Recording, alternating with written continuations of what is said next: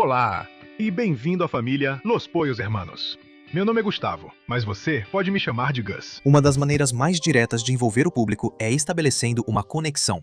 Seja isso através da admiração por um herói, empatia ou uma ideia simples a qual possamos nos apegar. Para alguns personagens, esse relacionamento simbiótico acontece quando seu rumo é alterado. No caso de Gus Fring, o simples ato de ver como a vida dele mudou e até onde ele foi depois disso criou um dos vilões mais assustadores da televisão, com uma característica única que define seu personagem.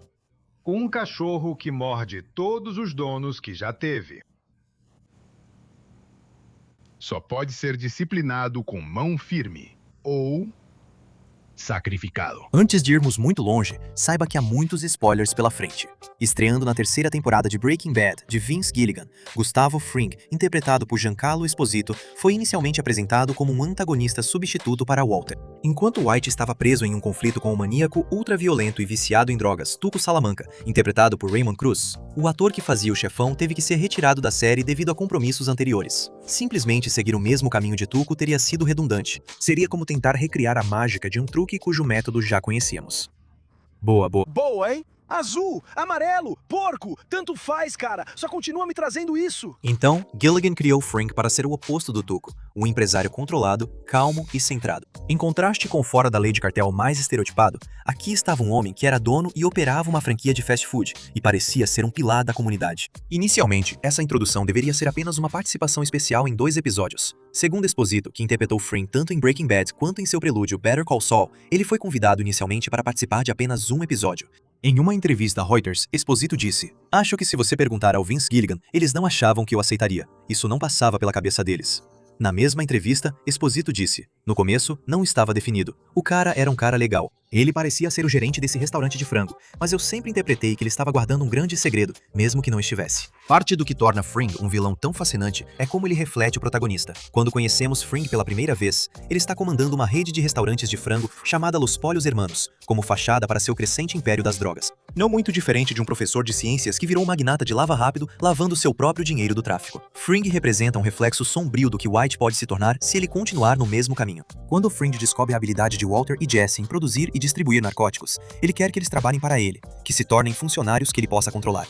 Esse olhar atento para o talento é exatamente o que colocou Fring em seu caminho atual quando o conhecemos. Descobrimos que, anos antes, Fring conheceu um homem que acabaria se tornando seu parceiro profissional e romântico, Max. Financiando a educação de Max na universidade em Química, Fring já estava pensando no futuro, sempre dezenas de passos à frente. Esse plano mudou quando Max foi morto por um cartel de drogas rival, e especificamente Héctor Salamanca e Dom Eladio. E há muitos caminhos sinuosos e complicados nessas famílias, até mesmo envolvendo Tuco, que já tinha sido descartado antes. Parece estranho dizer que Fring talvez estivesse em um bom caminho antes da morte de Max. Ele já comandava um negócio ilegal e havia rumores de que tinha ligações com cartéis maiores no Chile. Mas esse momento fez Fring virar a chave, colocando-o em um caminho onde, além de expandir seu império, ele também queria destruir uma família inteira. Isso culmina em um dos momentos mais memoráveis da série, em uma festa na piscina da família liderada por Dom Eladio. Chegando à festa com Mike e Jesse, vemos Fring tomar um comprimido pouco antes de brindar junto com todos, usando uma garrafa de tequila que ele trouxe. Há uma breve pausa em que a multidão espera para ver Fring beber e, em seguida, todos o acompanham. Depois, ao se desculpar para ir ao banheiro, ele tem um pequeno momento a sós. Da maneira mais calma e serena que você pode imaginar, Fring se ajoelha em frente ao vaso sanitário e força o vômito. Nós o vemos lavar as mãos, depois secar delicadamente os cantos da boca com uma toalha dobrada cuidadosamente, e quando termina, o homem que o seguiu até o banheiro já está morto. O mesmo acontece com a maioria das pessoas na festa à beira da piscina, exceto Dom Eladio, que observa Fring sair da casa, sabendo que isso é obra dele. Há um olhar de reconhecimento nos olhos de Eladio, em que ele reconhece o assassino, onde ele reconhece o peso de cada escolha que o trouxe até aqui, para boiar de bruços em uma piscina. É um momento satisfatório, pelo menos para nós, espectadores. Não há nada que se pareça com alegria na expressão de Fring. Apenas um olhar frio, exigindo que Eladio simplesmente morra de uma vez. Então, seus joelhos começam a ceder, e ele precisa se apoiar em uma mesa próxima. É aqui que somos lembrados da determinação e do que atos como esse realmente exigem. Apesar do comprimido e do vômito induzido, somos lembrados de que ele acabou de ingerir veneno que está derrubando pessoas que provavelmente consomem narcóticos de alguma forma há décadas. E aqui está Fring, de pé. Ele grita fora de quadro para os guardas restantes. O Sr. Hilário está morto. Ainda cheio de vigor e ameaçando de morte. Tudo isso enquanto ainda está de pé. O fato de Frink sempre continuar de pé segue até o fim, quando White finalmente orquestra a morte do homem com um explosivo preso à cadeira de rodas de Salamanca. Assim como sempre vimos, Frink sai da sala, calmo e sereno. Ele ajusta a gravata brevemente e a câmera se move para mostrar a verdadeira dualidade de Frink. Um dos aspectos mais interessantes dele como personagem não é apenas o jogo de xadrez que ele jogava com vidas humanas de verdade, mas sim como ele escolheu esconder esse jogo por trás do setor de serviços. Posso ajudá-lo, senhor? Coca-Cola Diet. Por favor. Embora ele também tenha usado a lavanderia, que ainda é uma indústria voltada para o cliente, ele era muito mais ativo em seu restaurante de fast food. Se você já trabalhou no setor de serviços, seja em franquia ou não, você já trabalhou com alguém como Fring, pelo menos o que ele apresenta ao público. Um homem que faz doações para serviços comunitários, é rigoroso com os procedimentos e está sempre buscando a maneira mais eficiente de agradar o público. Todo esse aspecto do personagem Fring é um dos comentários mais assustadores e marcantes sobre a correlação entre o trabalho legal para o público e os serviços ilegais dos quais o público ainda participa. Há um sentimento de orgulho na maneira como ele apresenta seus restaurantes, e ele quer o mesmo para seus funcionários. Ele mantém essa mesma ética de trabalho em seu império das drogas também. Ele administra ambos da forma mais eficiente e profissional possível. É assustadoramente preciso de uma forma que poucas outras séries de televisão abordam, seja em relação ao setor de serviços ou ao negócio ilegal. E entre Breaking Bad e Better Call Saul, podemos ver cada vez mais do mundo de Fringe. Os vilões são, na maioria das vezes, mais assustadores quanto menos sabemos sobre eles. Isso permite que nossa imaginação preencha os cantos escuros, geralmente refletindo algo sombrio em nós mesmos. Mas no caso de Fring, quanto mais sabíamos, mais fascinante o personagem se tornava. Parte disso se deve à atuação incrível de Giancarlo Esposito. Esposito fez carreira interpretando o terror contido. Desde sua atuação como Stan Edgar em The Boys, até dar voz ao Lex Luthor em Harley Quinn, ele criou uma monstruosidade comedida na linha de Hannibal Lecter ou Anton Chigurh. O mundo vai reconhecer a decepção lamentável que você é. Você não é digno do meu respeito. Essa compostura ficou evidente durante toda a série Breaking Bad, mais notavelmente na cena do estilete, onde Fringe executa um de seus próprios capangas para intimidar White e Pinkman. Embora muito já tenha sido dito sobre a tensão crescente e o horror chocante dessa cena, seria um erro não mencionar a demonstração de poder ali presente. Embora esse poder fosse incrivelmente evidente em Breaking Bad, há um momento em Better Call Saul que talvez seja o mais poderoso dele. Não é uma ordem dada, uma garganta cortada ou uma única ameaça feita. É uma escolha, uma que define a vida de Fring dali em diante. Em um de seus bares de vinho favoritos, Fring tem uma interação que é simplesmente adorável e cativante com seu sommelier preferido, David. É um momento marcante de normalidade. Ambos os atores trocam olhares demorados e mantêm uma conversa envolvente. Quando David se levanta para pegar uma garrafa de vinho perfeita para uma ocasião especial, Fring toma uma decisão, uma que o afasta de um relacionamento feliz e de uma vida normal administrando um restaurante com alguém que ele ama. Ele escolhe um caminho de escuridão e destruição. O brilhantismo desse momento é que nós, o público, vemos Fring ter uma chance definitiva de um final feliz. Uma vida que não exige conflito, violência ou ego. Mas Fring está tão comprometido com o caminho que escolheu que mesmo quando há uma saída limpa, ele a recusa e segue em frente. Vemos a verdadeira convicção por trás da loucura. Normalmente associamos esses tipos de empreendimentos criminosos a uma impulsividade movida pela paixão. Homens sem escolha, a não ser entrar em negócios ilegais. Muito parecido com a forma como Walter White foi apresentado ao tráfico de drogas. Mas esse momento nos mostra que as escolhas de Gustavo Fring estavam longe de ser um último recurso. E isso, talvez seja o mais assustador de tudo. Por favor. Eu não quero que minha filha me veja assim. Sua filha não vai te ver. Vai sim. Ela nunca dorme a noite toda. Ninguém vai te encontrar. Lídia. O acaso é um fenômeno imprevisível, um alinhamento perfeito de eventos, ideias e circunstâncias que culminam em um momento crucial. No caso de Breaking Bad, o caos mostrou sua cara feia quando Saul Goodman, interpretado por Bob Odenkirk, não estava disponível devido ao compromisso do ator com How I Met Your Mother. Esse impasse narrativo acabou resultando na criação de um personagem que mudaria para sempre o futuro de Breaking Bad e a nossa visão sobre capangas contratados. Mas que filho da mãe! Quando a segunda temporada de Breaking Bad estava chegando ao fim, os roteiristas se depararam com um problema. Embora precisassem concluir de forma satisfatória a trama principal da temporada, um dos personagens principais estaria indisponível. Isso colocou a série em uma situação complicada. Eles vinham preparando Goodman para ser a peça-chave do terceiro ato da temporada. Goodman havia sido originalmente planejado como uma forma de resolver a relação conturbada entre Walter White e Jesse Pinkman. Por acaso eu pareço Maury Povich? Eu não sou seu conselheiro matrimonial. Como se vê em Jane Margulies, recém-introduzida como interesse romântico, interpretada por Kristen Ritter. Incapazes de contornar o problema de agenda, o criador da série Vince Gilligan e os roteiristas decidiram criar um novo personagem para encerrar esta temporada. Apresentado no final da temporada, ABQ, conhecemos o cleaner do Saul, Mike Ehrmantraut, interpretado por Jonathan Banks. O clichê do cleaner não é, em si, uma ideia nova no mundo da ficção policial. Frequentemente usados para dar fim a vestígios de DNA, cadáveres e outras evidências incriminadoras, eles geralmente são apresentados como frios e metódicos, e esse clichê faz sentido pela natureza prática do trabalho deles. Enquanto um traficante, matador de aluguel ou ladrão realizando um assalto costuma ser algo romantizado, há uma monotonia no personagem que está apenas limpando a bagunça. Mas, quando feito corretamente, esse personagem pode ser muito envolvente. E foi exatamente isso que tivemos em Mike. Quando Jesse Pinkman acorda e encontra sua parceira Jane morta por asfixia no próprio vômito, sem saber que foi porque Walter White não tentou salvá-la na noite anterior, como uma forma de retomar o controle sobre seu parceiro, Saul Goodman é chamado. Em seu lugar, Mike é enviado para ajudar a limpar a cena e manter os dois fora de problemas. Enquanto Mike ajuda a limpar a cena, ele orienta Jesse sobre o que dizer à polícia. Essa é a sua versão. Você acordou? Você a encontrou? É tudo o que você sabe. Essas 3 pequenas frases fragmentadas são uma janela para o próprio Mike. A menor quantidade possível de informação, uma mentira envolta em verdade e, mais importante, uma aceitação da vida em que você acabou se metendo. A segunda temporada foi quando Breaking Bad realmente começou a mostrar as consequências do arco de White. Em vez dos conflitos diretos e situações voltadas apenas para ele, começamos a ver como as ações dele se espalharam pelo mundo. Sua família, seus relacionamentos e sua própria psique. Mike se tornou uma representação dos efeitos a longo prazo dessas ondas.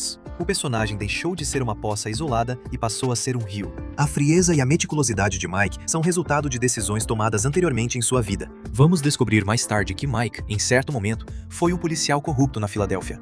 Quando seu filho Mary também se tornou policial, recebeu a mesma proposta que o pai: aceitar alguns subornos, fazer vista grossa e sobreviver. Só que quando Mary demora demais para decidir, em parte por buscar o conselho de Mike, ele é morto pelos policiais. Esse momento, e depois o fato de Mike emboscar e matar os assassinos de seu filho, estão no início do que estabeleceria a compreensão de Mike sobre como os criminosos agem e os passos que você deve tomar ao trabalhar com eles ou conviver nesse meio. Enquanto White agia rapidamente como um verdadeiro elefante em uma loja de porcelana, nosso cara da limpeza sabia que sobreviver exigia mais sutileza. Depois de ser forçado a trabalhar com Gus, White imediatamente quer assassinar o chefão em ascensão numa tentativa de se proteger. Quando ele fala isso para Mike, o homem só tem uma resposta: um soco na cara. Nesse momento, percebemos que Mike entende a importância da paciência e de saber o seu lugar. Ele sabe que matar Gus não seria apenas uma traição à sua lealdade, outro aspecto do personagem reforçado episódio após episódio, mas também simplesmente uma péssima ideia. Enquanto Gus é um homem em uma missão de vingança, deixando a morte por onde passa, ele também é um planejador, com planos de segurança e contingências atrás de contingências. White é apenas um cara que está metido em algo maior do que consegue controlar, improvisando a cada passo. Ele reage constantemente aos momentos que acontecem com ele e por causa dele. Mike, no entanto, formou uma relação com Gus porque os dois entendem a importância de se antecipar para garantir que qualquer reação necessária já tenha sido considerada. E Mike não está errado aqui. Quando White mata Gus, isso deixa um vazio que ameaça engolir o professor de química do ensino médio que virou cozinheiro de metanfetamina, depois criminoso, tentando desesperadamente apenas se manter até ser forçado a fugir. Ao longo de Breaking Bad e de sua prequela, Better Call Saul, vemos que Mike não é o típico personagem criminoso ganancioso.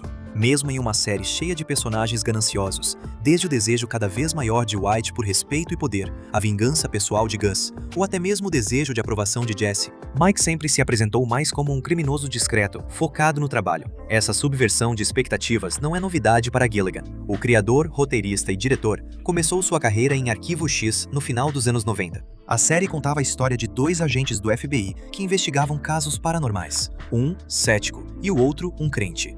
Mas as histórias ali nunca eram sobre os típicos agentes sombrios de terno preto e carros sem identificação. Os episódios eram frequentemente otimistas e nihilistas ao mesmo tempo.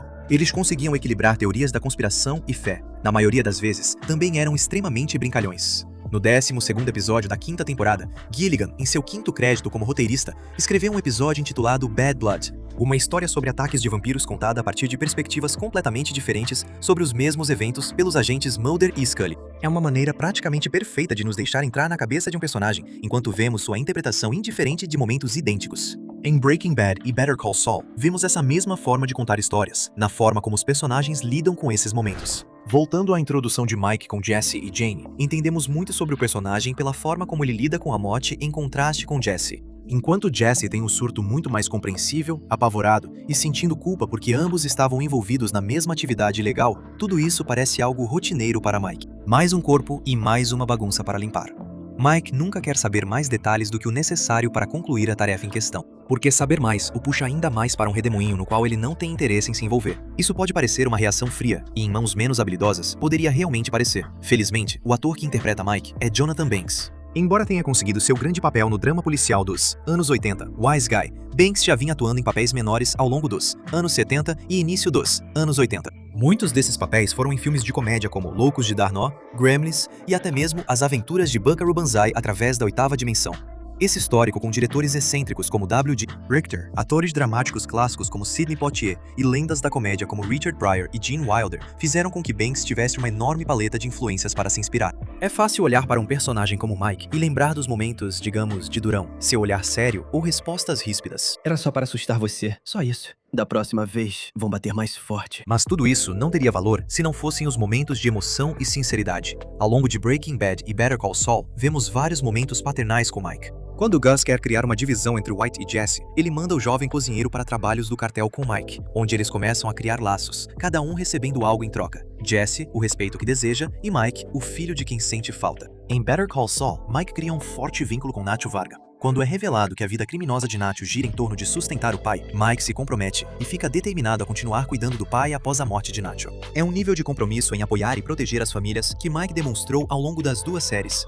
Existe um senso de lealdade enraizado por trás do frio, especialista em encobrir rastros que revela seu coração e dedicação. Um amor que, apesar das águas sujas em que ele nada, é claro como o dia. Enquanto muitos dos personagens do Sindicato do Sudoeste de Gilligan vacilam e mudam, Mike nunca faz isso. Essa é uma característica que conquistou os fãs por anos. Ele é um dos poucos personagens que apareceram em Breaking Bad, Better Call Saul e Eu Camino. Ele é lembrado não apenas como um personagem incrível, mas como alguém que realmente aumentou nosso amor pela série. Esse tipo de legado vem de uma simples casualidade e de uma ideia central de praticidade. Mike é um homem que acredita que você não deveria estar aqui, mas já que está, deve fazer tudo o possível para sobreviver. Mike nunca teria um arco da mesma forma que Jesse ou Walter. A história de Jesse era quase um amadurecimento, um garoto em busca de respeito que oscilava entre que tipo de homem ele poderia ser. Walter sempre seria um criminoso, um prenúncio de que o poder absoluto corrompe absolutamente.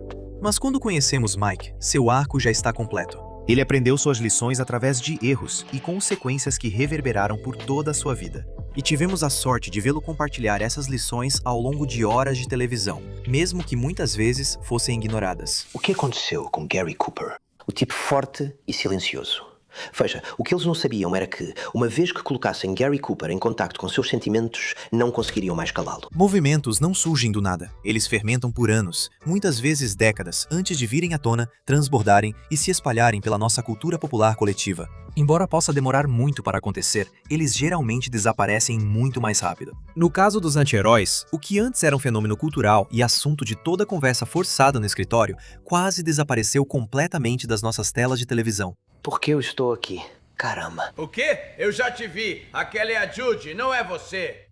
A ideia de um anti-herói não é de forma alguma um recurso novo de narrativa. Voltando até mitos como Robin Hood ou épicos como Tercites na Odisseia de Homero, esse tipo de personagem é aquele que vai na contramão da nossa ideia coletiva de herói. Eles costumam ser egoístas, covardes, fracos, com um código moral ambíguo. Eles atraem um lado nosso que romantiza a ideia de esperteza ou de se virar sozinho apesar das regras. Eu peguei a espingarda. Peguei a maleta.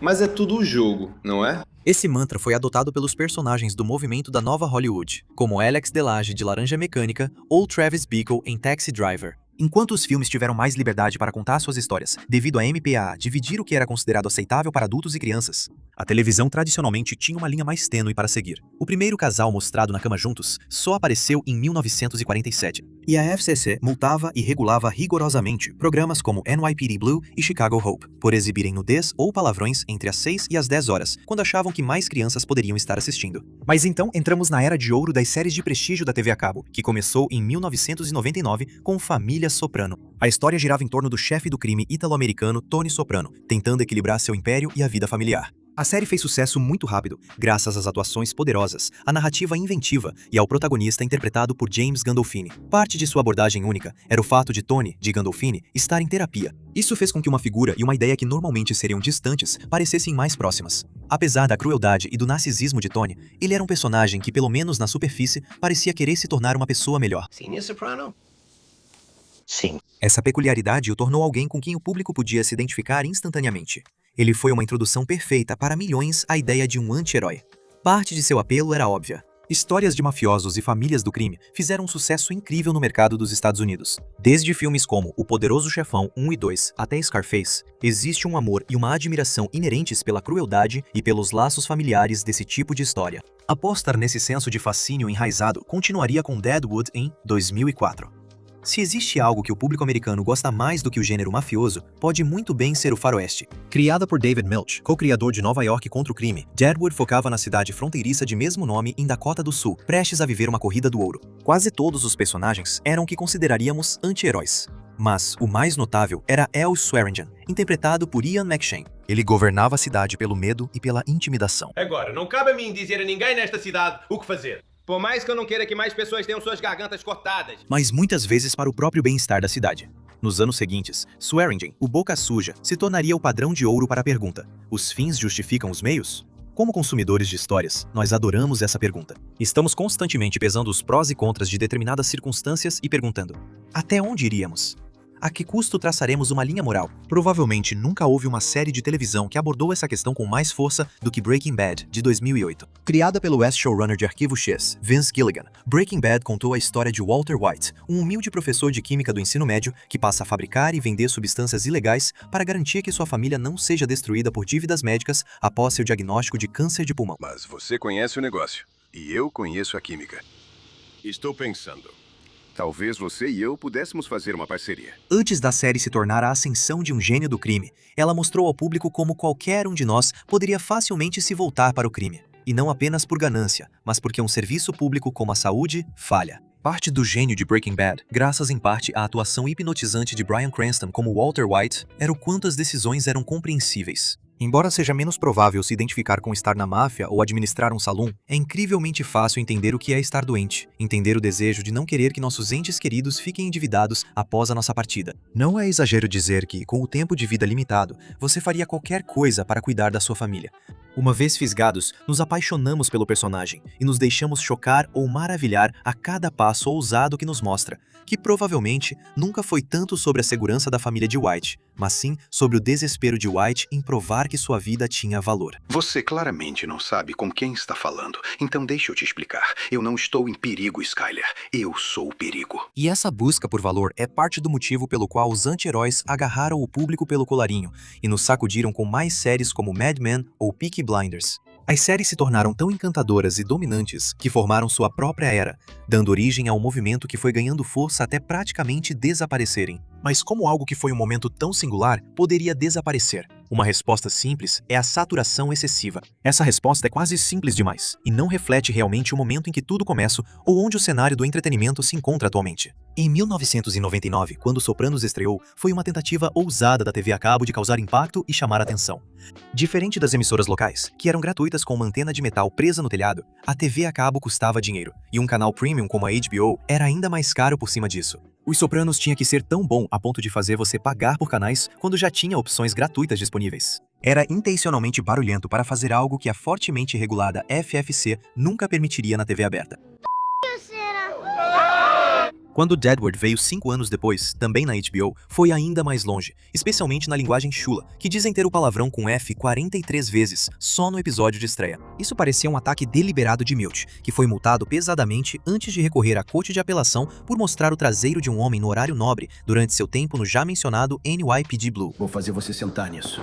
Esses programas eram uma novidade quando foram lançados. Um drama familiar de 1 hora sobre a máfia, ou um faroeste cheio de palavrões, e um professor de ciências bonzinho que se tornou fora da lei, mostrando todos os detalhes da produção e distribuição de drogas. Enquanto a internet ainda estava em sua adolescência, a pesquisa por trás de Breaking Bad mostrava métodos que antes você só conseguia aprender em pequenas notas de jornal. Esses programas estavam ultrapassando limites que permaneceram intactos por décadas. E agora, realmente não existe mais limite a ser ultrapassado. Com tantas opções de streaming, organizações como a FCC parecem quase infantis. As únicas penalidades que o pessoal da Netflix e da Hulu realmente enfrenta são a perda de assinantes ou a queda nas visualizações. Parte dessa mudança em relação ao anti-herói também é simplesmente uma mudança cultural. Com o mundo à beira do colapso, as pessoas parecem querer cada vez mais histórias sobre pessoas do bem e heróis tradicionais. Na maioria das vezes, elas se apoiam naquele aconchego de comida caseira, uma propriedade intelectual quentinha e familiar, como um purê de batatas. Com tantas IPs como Godzilla, Marvel e um Star Wars que nunca acaba, esse conforto nunca está muito distante. E não há nada de errado em se deixar envolver por essa familiaridade aconchegante.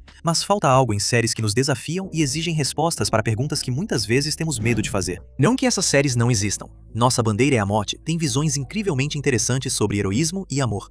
E o novo programa de Nathan Fielder e Benny Safdie, The Curse, parece determinado a nos fazer questionar o que realmente significa ser uma boa pessoa. Mas o momento já não tem mais o mesmo domínio sobre o léxico cultural como a Segunda Era de Ouro teve. Talvez seja porque há tantos programas novos surgindo com tanta frequência. Muitos diretores lamentaram a ideia de despejar tantos filmes no streaming a ponto de eles se tornarem conteúdo e não arte. Excesso de qualquer coisa nunca compensa. Todo mundo adora purê de batatas com molho, mas isso nunca deveria ser tudo que você consome. Então quer dizer que não pode comer isso?